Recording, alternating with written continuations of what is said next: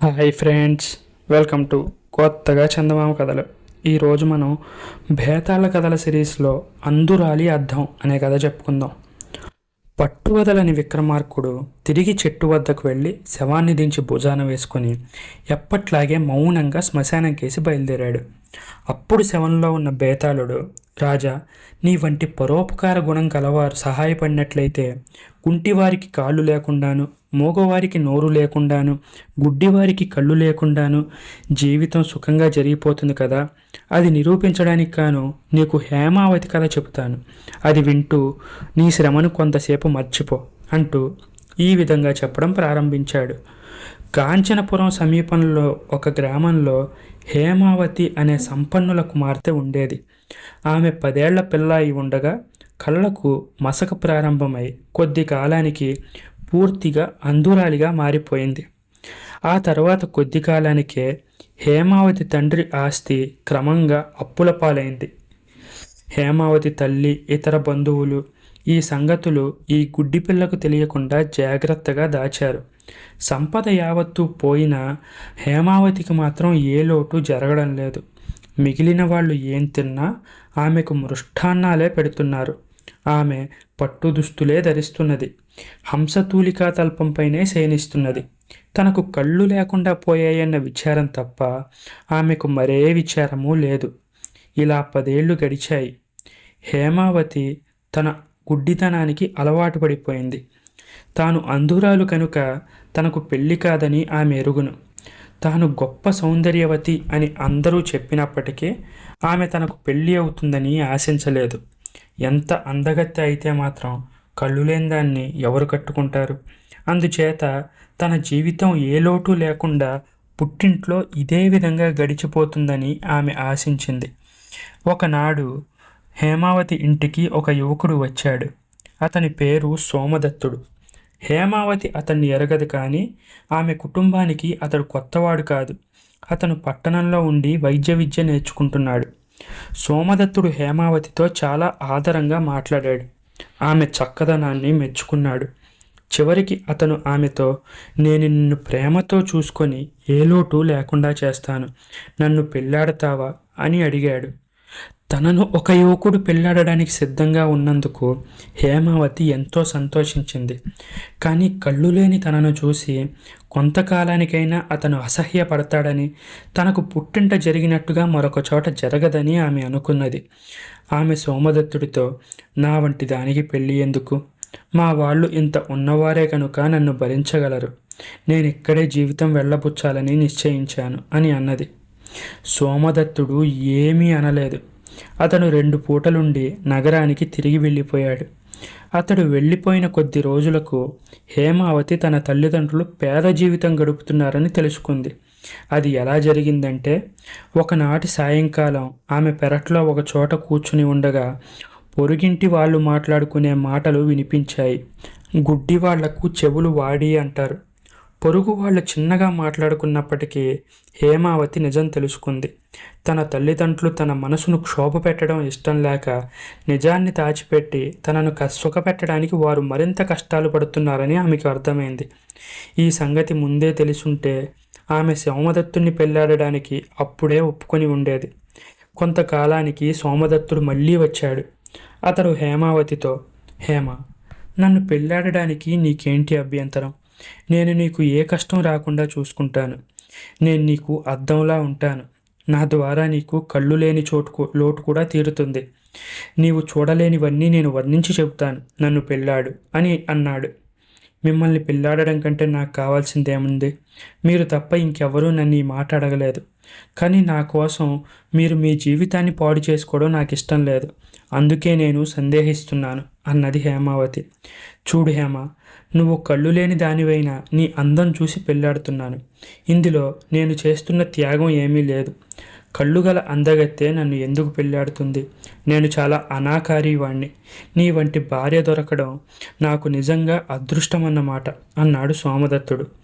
ఈ మాట విన్నాక హేమావతి మనసు కాస్త స్థిమితపడింది. సోమదత్తుడు అందగాడైనా అనాకారి వాడైనా తన గుడ్డి కళ్ళకు ఒకటే. ఇక మిగిలిన విషయాల్లో అతను చాలా మంచివాడు.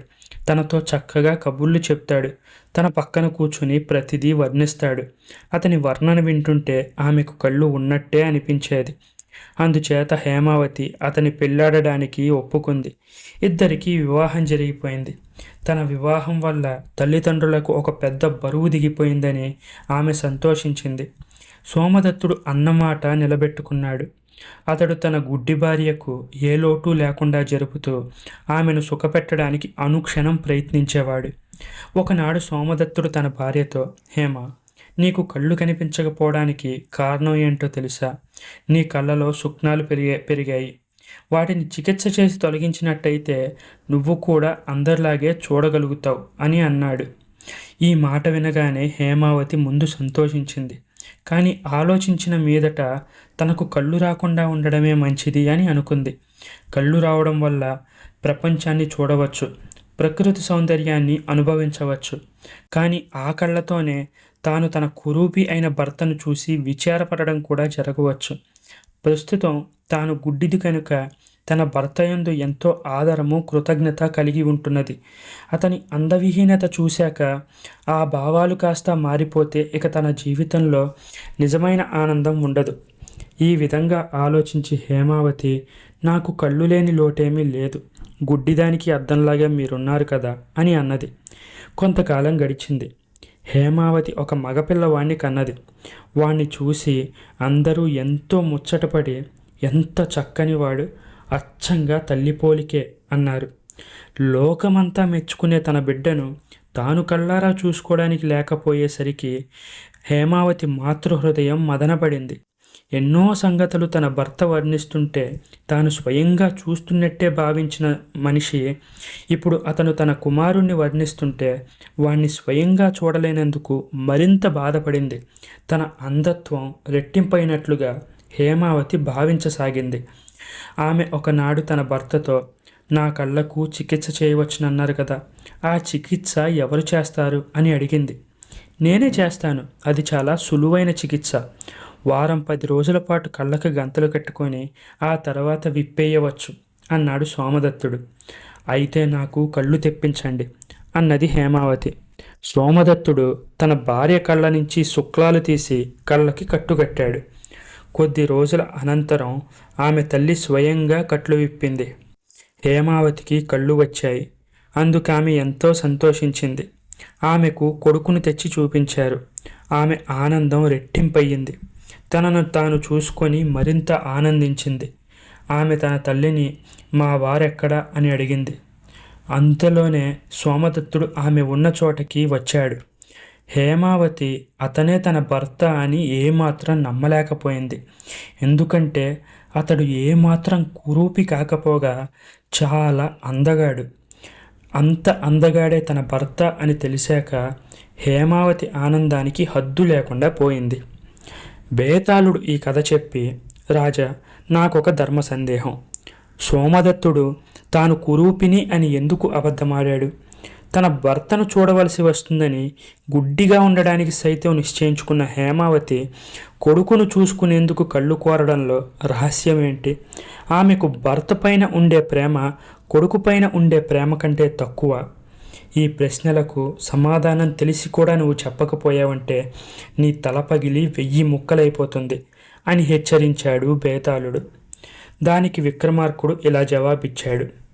హేమావతికి భర్త పైన ప్రేమ ఉండబట్టే అతడి అనాకారితనాన్ని చూడకుండా ఉండాలని నిశ్చయించుకుంది. తన భర్త నిజంగా కురూపి అని ఆమె నమ్మింది. కానీ తన కొడుకు విషయంలో ఆమెకు అలాంటి అపోహ లేదు. వాడు చాలా అందమైన వాడని అందరూ చెప్పారు. అందుచేత ఆమె వాడిని చూడడం కోసం కళ్ళు కోరుకుంది. వాణ్ణి చూసుకునే ఆనందం కోసం ఆమె తన భర్త అనాకారితనాన్ని చూసి సహించడానికి కూడా సిద్ధపడింది. ఇక సోమదత్తుడు ఆమెతో తన అందం గురించి చెప్పకపోవడానికి కూడా ఒక కారణం ఉంది. అదేమిటంటే తాను కళ్ళు లేని దాన్ని పెళ్ళాడటంలో ఒక గొప్ప త్యాగం చేస్తున్నట్టు హేమావతికి ఏమాత్రం కనబడకుండా ఉండాలనే అని విక్రమార్కుడు జవాబిచ్చాడు. రాజుకు ఈ విధంగా మౌనభంగం కలగగానే బేతాళుడు ఎప్పట్లాగే శవంతో సహా తిరిగి మాయమై చెట్టెక్కాడు. విక్రమార్కుడు కూడా తిరిగి మళ్ళీ శ్మశానం కేసి నడవసాగాడు. ఈ కథ మీకు నచ్చినట్లయితే దీన్ని లైక్ చేయండి, మీ ఫ్రెండ్స్ అందరికీ షేర్ చేయండి. అలాగే మన ఛానల్ని సబ్స్క్రైబ్ చేసుకోవడం మాత్రం అస్సలు మర్చిపోకండి. Thank you friends.